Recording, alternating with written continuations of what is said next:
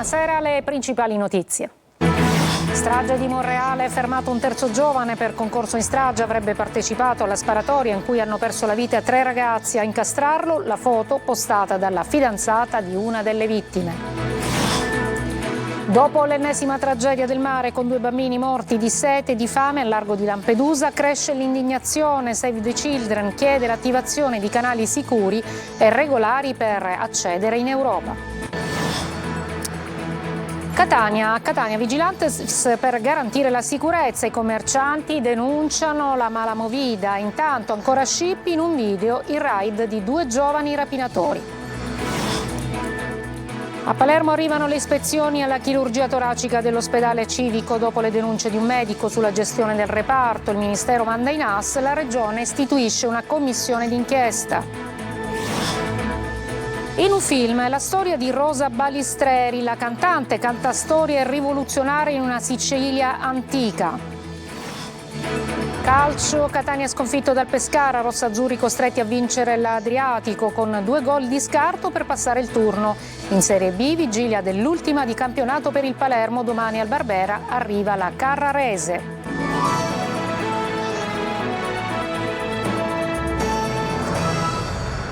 Buonasera, dunque tutti in una sola foto. Gli indagati della strage di Monreale erano stati fotografati poco prima che scoppiasse la sparatoria. Proprio quella foto avrebbe permesso ai carabinieri di identificare un terzo giovane dello Zen per il quale è scattato oggi il fermo. Sentiamo Maglio Viola. C'è una fotografia scattata poco prima della strage e postata sui social dalla fidanzata di una delle 3 vittime di quella drammatica notte fra il 26 e il 27 aprile, alla base delle indagini che hanno portato al fermo del terzo presunto autore della sparatoria costata la vita a Massimo Pirozzo, Salvo Turdo e Andrea Miceli a Monreale. Una foto nella quale ci sono 7 giovani, come 7 sono i presunti responsabili della sparatoria in base alla ricostruzione dei carabinieri. Attraverso quella foto, che ritrae anche Calvaruso e Acquisto, i primi 2 arrestati, i carabinieri sono arrivati all'identificazione di Mattias Conti, 19 anni, anche lui abitante allo Zen di Palermo come i primi 2.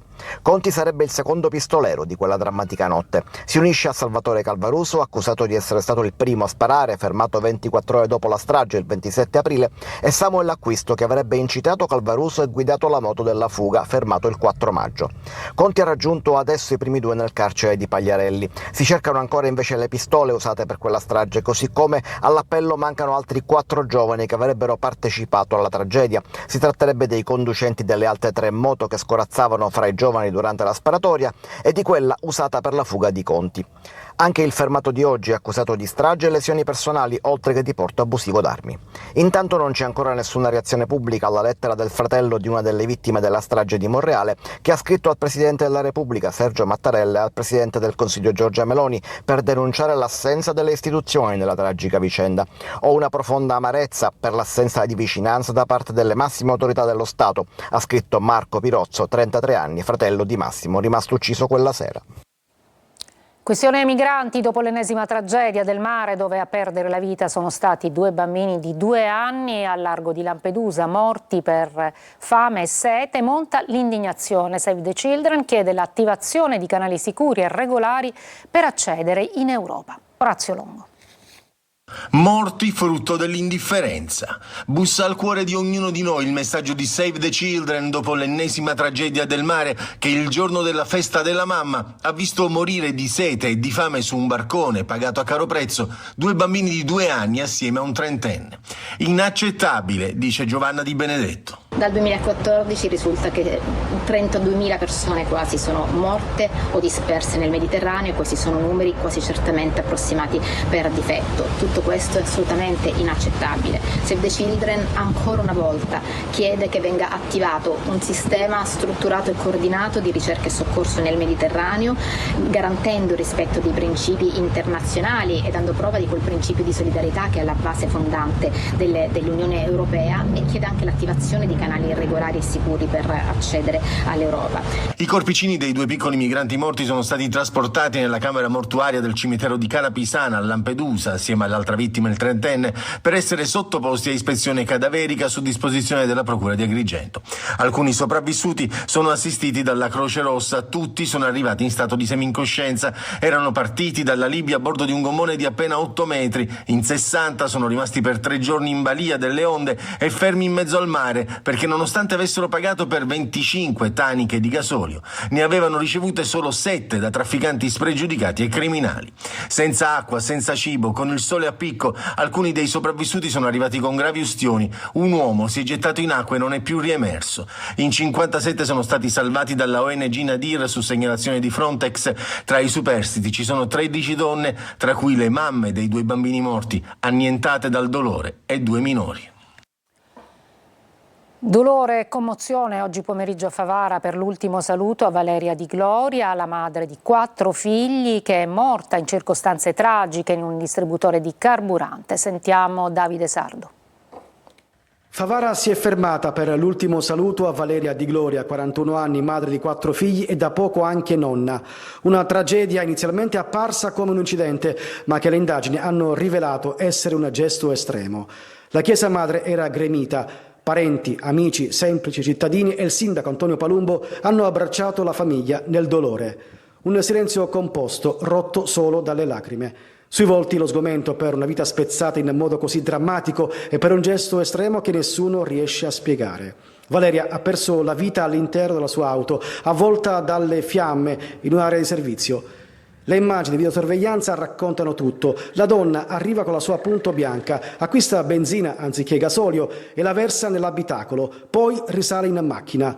Pochi istanti e l'auto prende fuoco. Valeria tenta di uscire, ma cade a terra e muore lì, tra le fiamme. Un gesto forse premeditato su cui indagano i carabinieri e la procura di Agrigento. La colonnina del SEF è sotto sequestro. Favara intanto resta sgomenta, sospesa tra dolore e domande senza risposta.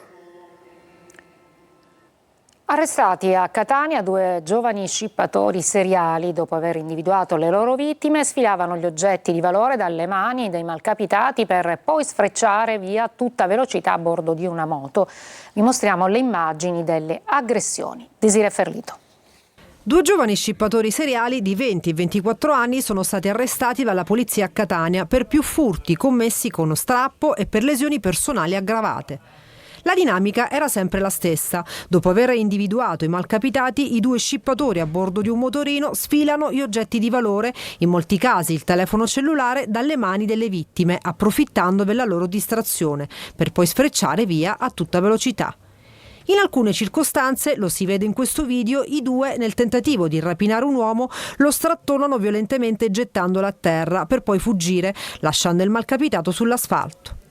Il GIP ha disposto gli arresti domiciliari con l'obbligo dell'uso del braccialetto elettronico nei confronti del 24enne e la misura cautelare in carcere nei confronti del 20enne. Restiamo a Catania, ci occupiamo di mala movida. Sicilia 24 parla il titolare del pub di via Garibaldi, dove c'è stata la rissa a colpi di tavole e sedie. Sentiamo Tonino De Mana. Dalla movida violenta con scene da guerriglia urbana di venerdì sera alla tranquillità di una normale mattinata in un'isola pedonale affollata da tanti turisti che si recano in cattedrale. La quiete dopo la tempesta in via Garibaldi, con i turisti che affollano il centro storico e le attività di ristorazione e non che riaprono i battenti. Seppur dolorante con qualche graffio, Gioacchino Cacciola alza la saracinesca. È il titolare insieme al figlio del locale al centro delle cronache per una furibonda rissa con tanto di tavole e sedie volate per aria. E mentre i protagonisti sono stati tutti identificati dalla polizia, registriamo il suo sfogo, lui che per garantire ordine paga anche la vigilanza privata. Dobbiamo farlo perché ci dobbiamo difendere, in giro c'è chiunque, ci sono dementi, è una ferita per noi un'azione del genere. Fortunatamente in certi casi i clienti non subiscono nulla. Adesso ho qualche ferita al volto, cosa è successo? Qualcuno mi ha alzato le mani, no? È facile, no, dirlo, perché le reazioni partono sempre da qualcosa. No? Arrivati ad un certo orario la sera c'è una percezione di insicurezza, dall'anarchia sul lungomare agli episodi di cronaca a San Berillo, e c'è qualcuno qualcuno che teme un'altra Monreale. Non vogliamo un'altra Monreale a Catania, per questo chiediamo da tanto tempo dei controlli che vanno oltre le 10 di sera. È impossibile che a Catania centro non ci sono dei vigili urbani dopo le 11, non ci sono poliziotti, non ci sono carabinieri. Allora l'appello che si fa è questo: vogliamo un centro storico che sia governato dalla polizia. Sulla scazzottata in via Garibaldi il Codacons ha annunciato un esposto e si costituirà parte offesa. A Palermo arrivano le ispezioni nel reparto di chirurgia toracica dell'ospedale civico dopo le denunce di un medico sulla gestione del reparto. Il Ministero manda in AS, la Regione istituisce una commissione d'inchiesta. Manlio Viola.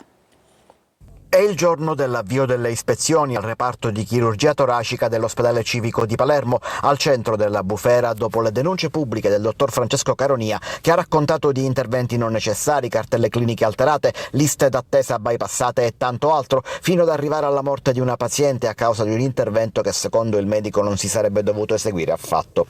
Inizia oggi il lavoro della commissione regionale d'inchiesta istituita dalla Regione e composta da esperti provenienti da diverse aziende sanitarie siciliane, incaricati di fornire aggiornamenti settimanali all'assessorato. Il riesame riguarderà tutte le cartelle cliniche dal 2020 al 2025 con attenzione alla correttezza dei percorsi terapeutici, alla coerenza delle scelte cliniche e agli eventuali esiti successivi anche in altre strutture sanitarie, regionali o extraregionali. Se la Regione istituisce una commissione, il Ministero ha deciso invece di inviare direttamente i carabinieri del NAS, il nucleo investigativo sanità. La loro ispezione sarà molto più rapida rispetto a quella regionale. I militari dovranno riferire al Ministro, ma avranno anche l'obbligo di segnalazione alla Procura nel caso in cui riscontrino possibili reati penali. Sia la Commissione regionale che i NAS potrebbero ascoltare anche il medico che ha denunciato, il deputato regionale Ismaele Lavardera, primo a raccogliere le sue confessioni, e ove necessario anche i pazienti che si sono rivolti al reparto dal 2020 in poi. Infine potrebbe essere ascoltato domani o mercoledì al massimo il dottor Caronia in convocazione davanti all'Ordine Provinciale dei Medici di Palermo. Potrebbe esserci un vetro rotto dietro il naufragio del Bayesian, il super yacht affondato un anno fa a Porticello. Siamo a Palermo. Intanto il recupero è stato bloccato in attesa dell'autopsia sul corpo del sub olandese morto. Marco Gullà. Sarà l'autopsia a chiarire le cause della morte del sub olandese che stava lavorando nel recupero del Bayesian a Porticello. Al momento l'ipotesi più accreditata è che il sommozzatore sarebbe stato colpito da un pezzo di metallo che si sarebbe staccato per un'esplosione innescata dall'uso di una fiamma ossidrica. A Porticello nel frattempo è tutto fermo. In questi giorni doveva essere tagliato il lungo albero del veliero e invece le operazioni sono state interrotte. Continuano nel frattempo ad emergere ipotesi sul naufragio del lussuoso veliero colato a picco nella notte del 19 agosto scorso nelle acque di Porticello. Ci potrebbe essere un vetro crepato dietro alla tragedia. A riportare l'ultima ipotesi investigativa è il Corriere della Sera. Ebbene, il super yacht potrebbe aver avuto un guasto prima di arrivare nella rada, un problema alla finestra antisfondamento che separa la sala macchine dalla control room e che avrebbe avuto come conseguenza quella di far entrare l'acqua in uno dei compartimenti del veliero. L'ipotesi emerge da un video girato dai sub nel relitto. Si vedrebbe il vetro crepato ma non rotto, il che lascia pensare che l'acqua deve aver invaso la sala macchine e almeno all'inizio non la control room. Tutti elementi al vaglio degli inquirenti e dei periti del PM di Termini Imerese che sono a lavoro per identificare i vari tasselli che hanno portato alla tragedia al sopraggiungere della tempesta. Una breve pausa e poi l'anima siciliana di Santo Versace, a capo della casa di moda, che torna a Messina.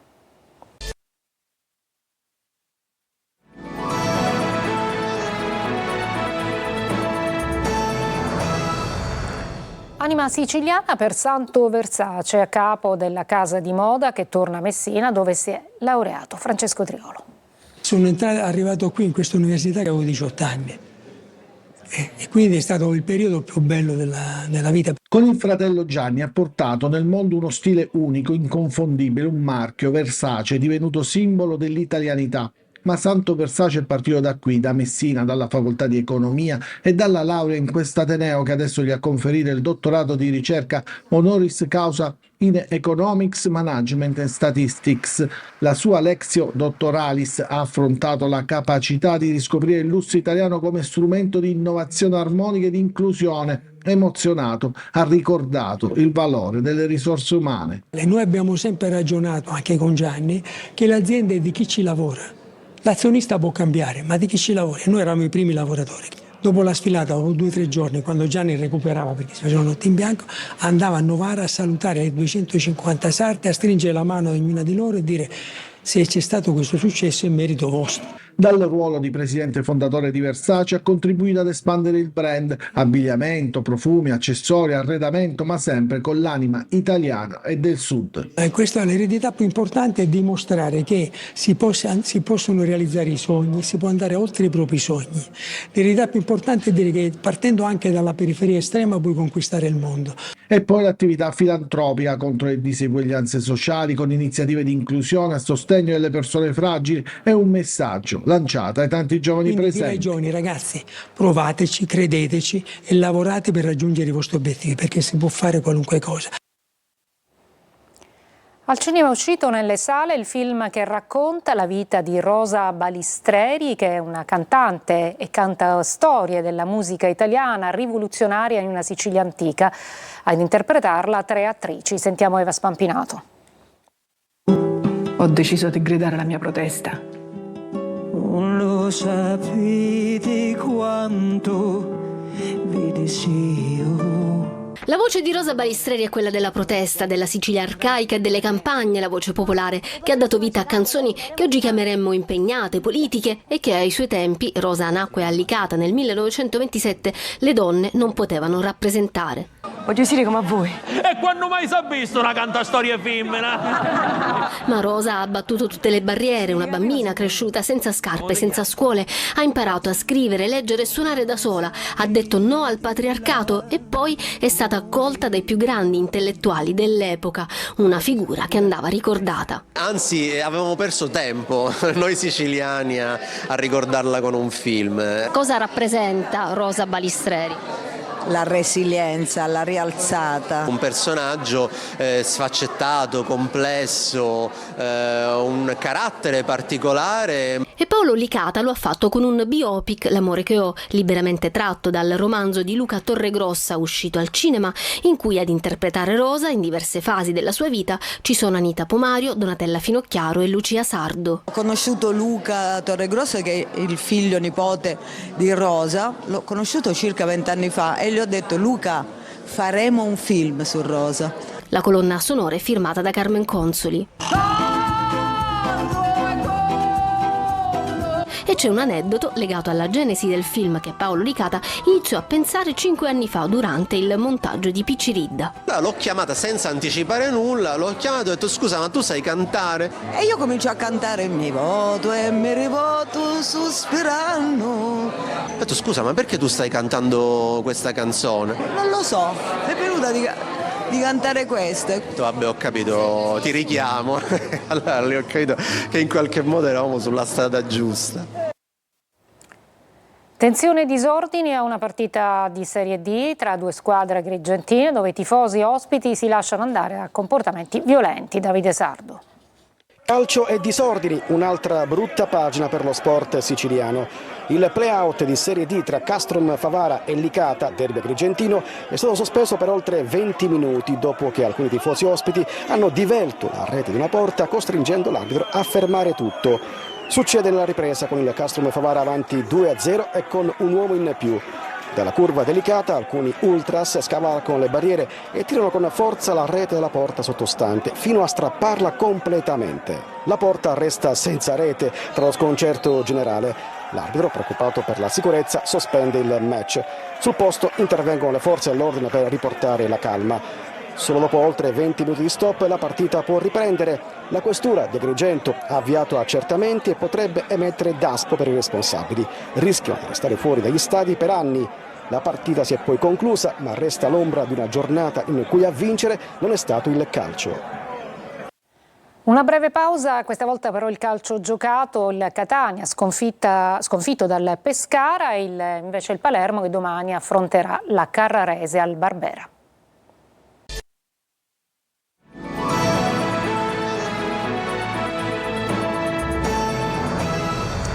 Ecco, c'è il calcio, il Catania sconfitto dal Pescara, servirà a vincere all'Adriatico con 2 gol di scarto per passare il turno. Domani pomeriggio tribuna aperta al pubblico per l'allenamento di rifinitura. Marco Carli. Adesso all'Adriatico servirà l'impresa. Dopo il gol di Merola, che ha deciso l'incontro al Massimino, il Catania sarà costretto a vincere mercoledì all'Adriatico con 2 gol di scarto per proseguire la corsa nei playoff promozione. Una corsa che si è maledettamente complicata, ma che, dice Toscano, non ha visto ancora scritta la parola fine. Analizzeremo la partita di oggi, avremo 2 giorni per prepararla e prepareremo per bene la giusta strategia per poter fare l'impresa. Partita che comincia con un Catania aggressivo e sospinto dall'amore del proprio pubblico. Rossazzurri che si fanno vivi a inizio primo tempo con Stoppa e soprattutto in chiusura di prima fazione. Recuperano palla con Jimenez che entra in area e lascia partire un sinistro angolato che finisce di poco fuori. Poi Stoppa ad andare alla conclusione, parata da Plizzari. Ci prova anche di tacchio, di testa su cross di Inglese, ma il pallone finisce alto. Gli abruzzesi alzano il baricentro nella ripresa, ma le occasioni sono sempre rossazzurre, con Inglese che manda alto e con Di Tacchio che trova la respinta di Plizzari.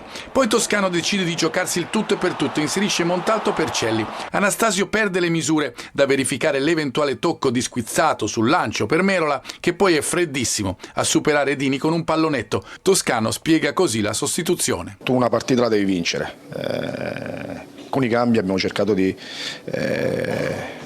cercare di vincere questa in casa.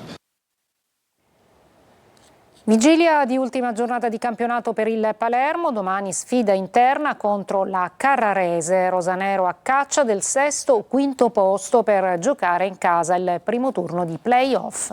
Marco Gullà.